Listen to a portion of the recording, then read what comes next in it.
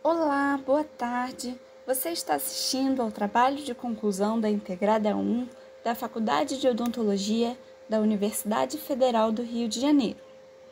Contamos com a colaboração e ensinamento dos professores da casa. Buscamos produzir um conteúdo de fácil entendimento e embasado cientificamente. Para a confecção deste trabalho, muitos alunos colaboraram com esse projeto. Hoje, vou falar um pouco sobre angina pectoris, que é uma condição de prevalência elevada na população, que pode configurar um quadro de emergência no consultório odontológico. Sendo assim, nós dentistas devemos saber manejar esses casos. Mas afinal, o que é a angina pectoris? É uma dor torácica característica, geralmente abaixo do osso externo, podendo refletir no braço esquerdo. Essa dor é causada por uma diminuição temporária do fluxo sanguíneo nas artérias coronarianas. Essa diminuição do aporte sanguíneo pode ser causada por ateroma, que são as placas de gordura e são o motivo principal, mas também por anomalias da válvula aórtica como a estenose ou espasmo arterial coronário. A interferência na capacidade do transporte do gás oxigênio para o músculo cardíaco induz a produção de ATP sob a anaerobiose, numa reação que tem como metabólito o ácido lático, que é tóxico. Essa intoxicação tecidual gera a ativação neuronal e, consequentemente, a assintomatologia dolorosa. Alguns fatores podem ser gatilho para o quadro sintomático. São eles: estresse, esforço físico, má alimentação, cafeína, tabagismo, febre e frio. Ao analisar com cuidado esses gatilhos, percebe-se que o consultório odontológico, por si só, já configura um ambiente hostil para o paciente com angina pectoris. Alguns procedimentos podem causar estresse. O ar-condicionado muitas vezes está presente. E o esforço pode ser até mesmo o de levantar abruptamente para cuspir ou deixar o equipo.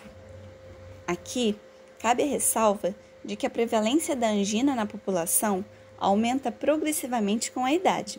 Então, o paciente clássico será um paciente idoso. O próprio deslocamento pode configurar um esforço físico. Pois bem, como é essa dor? Ela tem início rápido, acontece de forma repentina. O indivíduo fica apreensivo e pode haver sudorese. O paciente coloca a mão no peito e relata dor subesternal ou pré-cordial, de intensidade variada. É descrita como opressão, esmagamento ou até mesmo queimadura.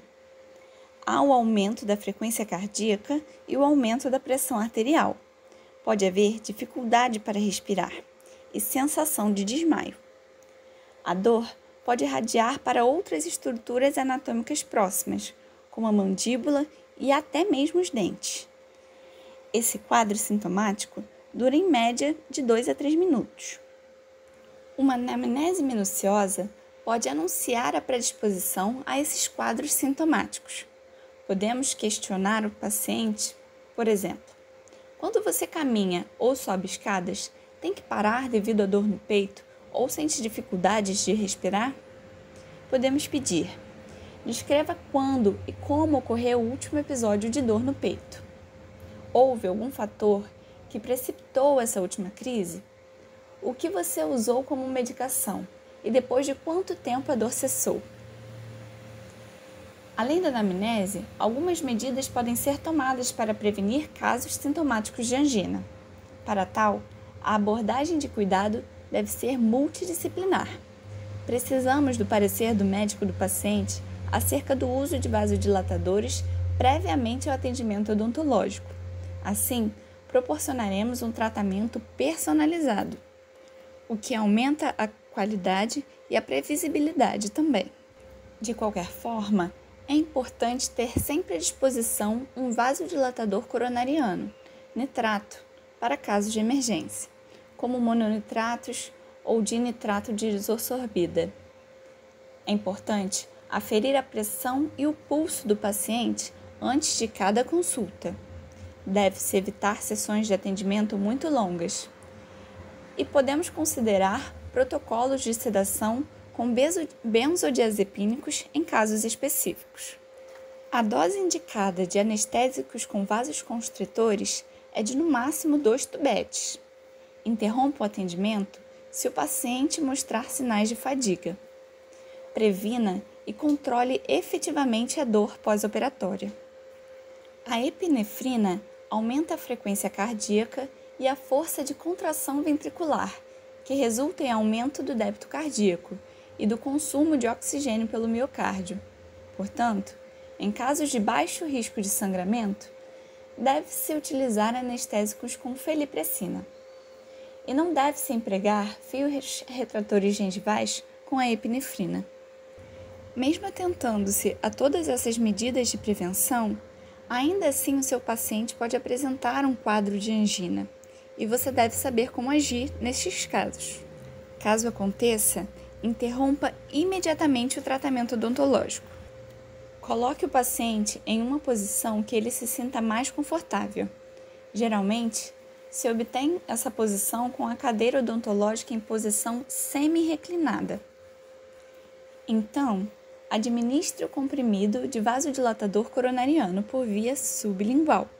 Pode ser um mononitrato de isosorbida, 5 mg, conhecido comercialmente como monocordil. Pode ser o dinitrato de isosorbida, 5 mg, o isordil, ou ainda a propatilnitrato de isosorbida a 10 mg, o sustrate. Se o seu ambiente de trabalho estiver disponível, administre oxigênio 30 litros por minuto por meio de uma cânula nasal ou máscara facial. Diante de todos esses protocolos, a dor deve cessar. Se após 5 minutos a dor persistir, pode-se repetir a dose do vasodilatador coronariano. No entanto, essa repetição de dose deve ser feita no máximo 2 vezes. Controlada a crise, encaminhe o paciente para avaliação médica imediata, com um acompanhante adulto. Se os sintomas persistirem, após essas manobras, solicite um serviço médico de urgência. Enquanto aguarda o socorro, monitore os sinais vitais do paciente. Essas são as referências bibliográficas utilizadas, dentre elas temos artigos e livros. Espero que todos tenham apreciado.